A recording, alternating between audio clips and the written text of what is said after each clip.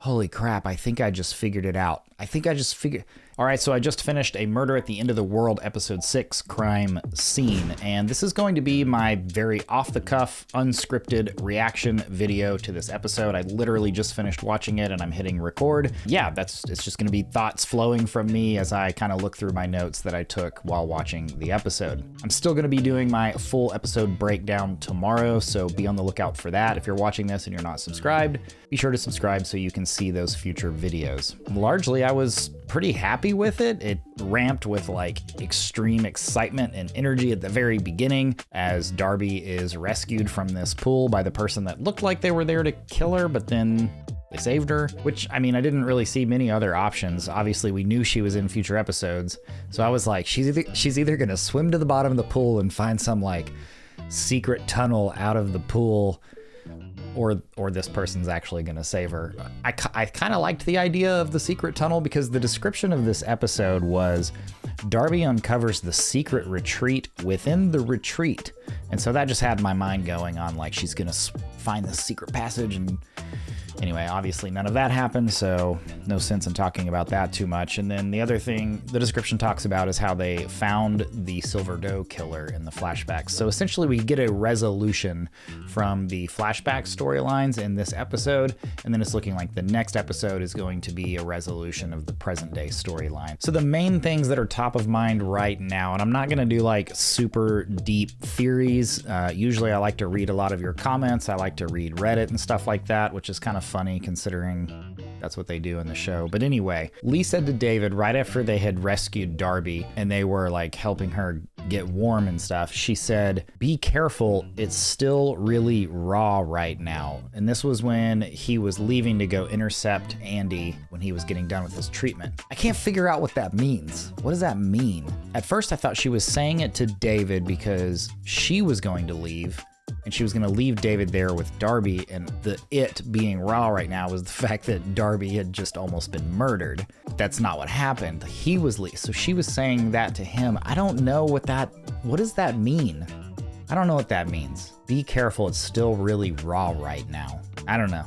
Do you know? Do you have any ideas? What do you think? Okay, and some of the other stuff that happens later in the episode, just kind of interesting as we get a lot of loose ends tied up here. We see who's working with who. We learn that Lee has been working with Bill to escape this terrible situation that she's been in, and that Bill had told Lee to invite Rohan so that the boat would be there so that they could escape on the boat. And then they also invited David so that they could get new identities and get passage into these countries that David has access to. So all of that's coming together. Oh, we also learned that Oliver was in on it because there was that point in the episode where they weren't sure who was going to come in the room, and then he comes around with his headphones on, which I thought was interesting because he was like, "I'm just so scared someone's gonna kill me," and he's walking around listening to music with noise-canceling headphones on. That was kind of goofy. So anyway, we can essentially, I think, pretty safely rule all these people out. There's only one episode left, so I don't think we're gonna get like a double cross from any of these characters. I think that they're pretty much setting in stone, like these are the ones that are on Bill's side, Lee's side, and so the ones that are still up in the air are going to be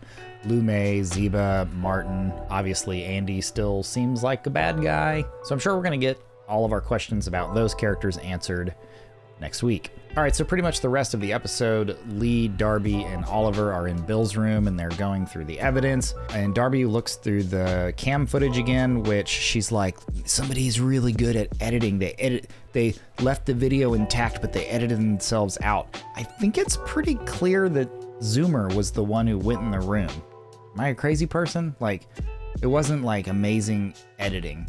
I'm guessing this has been a theory since like day one, that Zoomer's the one that went in the room and killed.